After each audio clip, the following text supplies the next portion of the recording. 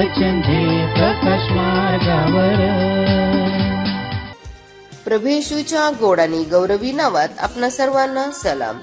मार्गाकरिता प्रकाश या कार्यक्रमात विश्ववाणी परिवारातर्फे आम्ही आपले सहर्ष स्वागत करीतो. तारक बालक श्री येशू हा जगती अवतरला, जगती अवतरला.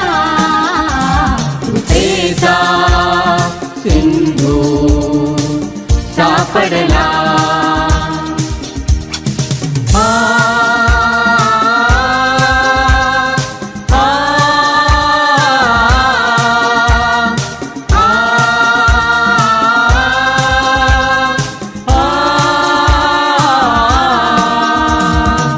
संघ हा दूतांचा जमला, मंगलवार्ता गरीब मेंढक्या.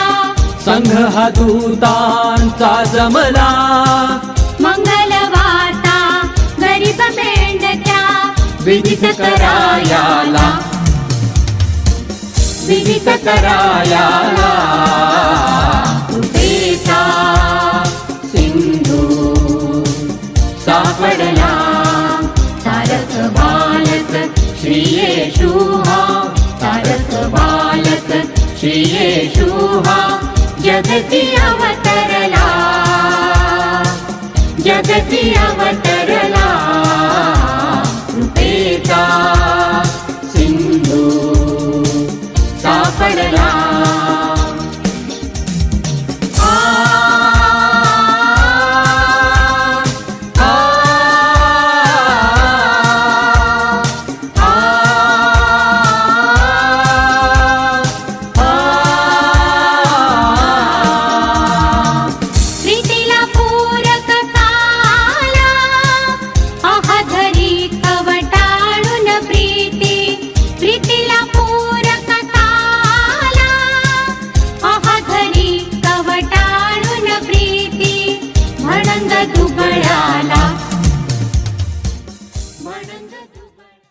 आजच्या म्हणण्यासाठी देवाचे वचन मत्तेकृत शुभवर्तमान ह्याचा पहिला अध्याय 20 ते 23 ही वचने. मत्ते अध्याय 1 20 ते 23 वचने. असे विचार त्याच्या मनात घोळत असता पहा, प्रभूच्या दूताने त्याला स्वप्नात दर्शन देऊन म्हटले, योसेफा, दाविदाच्या पुत्रा, तिला पुत्र होईल आणि त्याचे नाव तू येशू असे ठेव, कारण तोच आपल्या प्रजेला त्यांच्या पापापासून तारील. हे सर्व अशासाठी झाले की प्रभूने संदेष्टांच्याद्वारे जे सांगितले ते पूर्ण व्हावे. ते असे, पहा, कुमारी गर्भवती होईल, तिला पुत्र होईल आणि त्याला इमॅन्युएल हे नाव देतील. ह्या नावाचा अर्थ आम्हा बरोबर देव. प्रभू परमेश्वर ही वाचलेली वचने आशीर्वादित करो.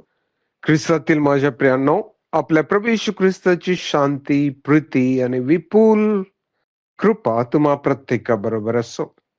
आज आपण मत्ते 1 20 ते 23 या वचनांवर मनन करणार आहोत. प्रियांनो, वास्तविक पाहता आजचा हा दिवस वर्षाचा अगदी शेवटचा दिवस आहे. प्रश्न हा आहे की काय आपल्याद्वारे दैवी योजना सिद्धी जाते आहे किंवा नाही. जर नाही तर त्याचे 2 कारण असतील. पहिलं, आपल्याला दैवी योजना कळालीच नसेल. 2, दैवी योजना कळाली असेल परंतु त्याकडे आम्ही दुर्लक्ष केलेलं असेल. योसेफाची पार्श्वभूमी थोडक्यामध्ये सांगायची तर, योसेफ आणि मरिया यांची मागणी झालेली होती. लग्न मात्र झालेलं नव्हतं, परंतु परमेश्वराची योजना पूर्ण करण्यासाठी परमेश्वराने कुमारी मरियेला निवडलेलं होतं. त्याच प्रकारे योसेफाला देखील. देवाचा पुत्र येशू याचा जन्म या जगामध्ये मरियेच्या उदरी व्हावा हा होता. परंतु योसेफ आणि मरिया यांचे लग्न होण्यापूर्वीच योसेफाला हे दिसून आलं की मरिया गर्भवती झालेली आहे. जेव्हा त्याने हे बघितलं, त्याला समजलं, त्यावेळेला योसेफाने मानवी दृष्टिकोनातून विचार करायला सुरुवात केली. आणि तो विचारामध्ये असताना आपण पाहतो की त्याने तिची बेअब्रू करण्याचं ठरवलं नाही, कारण तो नीतिमान पुरुष होता. त्या कारणाने तिची बेअब्रू न होता तिला आपण गुप्तपणे टाकून देऊया, हा त्याच्या मनामध्ये विचार घोळत होता. योसेफ अशा विचारात असताना योसेफाला देवदूतांद्वारे सांगण्यात आलं. काय सांगण्यात आलं? 3 महत्वाच्या बाबी आपण या ठिकाणी बघतो आहोत. त्याला दैवी आज्ञा झाली, पहिली गोष्ट. दुसरी गोष्ट, दैवी भविष्यवाणी त्याला प्राप्त झाली. आणि तिसरी गोष्ट, दैवी अभिवचन त्याला प्राप्त झालं. दैवी आज्ञा काय ती? वचन 20 मध्ये योसेफाला आज्ञा देण्यात आली, योसेफा, तू मरियेचा आपली पत्नी म्हणून स्वीकार करण्यास अनमान करू नकोस. नंतर त्याला भविष्यवाणी प्राप्त झाली वचन 21 मध्ये. काय ती? तिला पुत्र होईल, त्याचे नाव तू येशू ठेव. आणि त्याला अभिवचन देखील प्राप्त झालं. ते वचन 21 याच्या शेवटच्या भागात आणि 23व्या वचनामध्ये. इमॅन्युएल हे नाव देतील, म्हणजे आमच्या बरोबर देव, म्हणजेच तारणाची खात्री, देव आमच्या बरोबर आहे ही खात्री त्याला प्राप्त झालेली. तेव्हा आज आम्ही प्रत्येक जण जे आहोत, आमची देखील ही खात्री व्हावी की मी येशू ख्रिस्ताच्या द्वारे तारलेला आहे आणि प्रभू येशू ख्रिस्त स्वतः माझ्या बरोबर आहे. होय प्रियानो, चला आपण धन्यवाद देऊया. देवाने ही जी महान योजना तुमच्या आमच्यासाठी केली ती अद्भुत आहे. आपण प्रार्थना करूया. हे आमच्या स्वर्गीय प्रेमळ पित्या, तुझ्या प्रत्येक दैवी योजनेसाठी आम्ही तुला धन्यवाद देतो.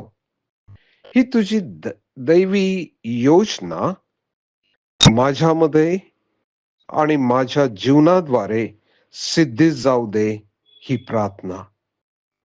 प्रभू येशू ख्रिस्त आमचा तारणारा याच्या नावात ही प्रार्थना केली म्हणून तू ऐक. आमेन. जगती अवतरला, कृपेचा सिंधू सापडला.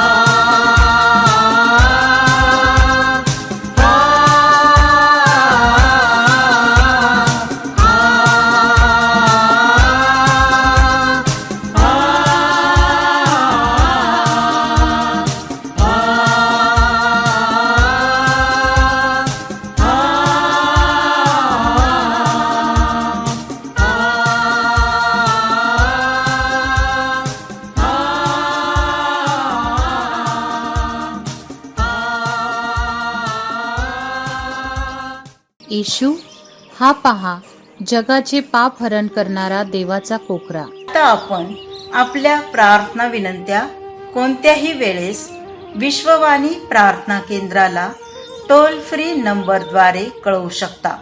आमचा टोल फ्री नंबर 1-800-2700-333. आम्ही आपणासाठी या नंबरवर प्रार्थना करण्यास उपलब्ध आहोत. धन्यवाद.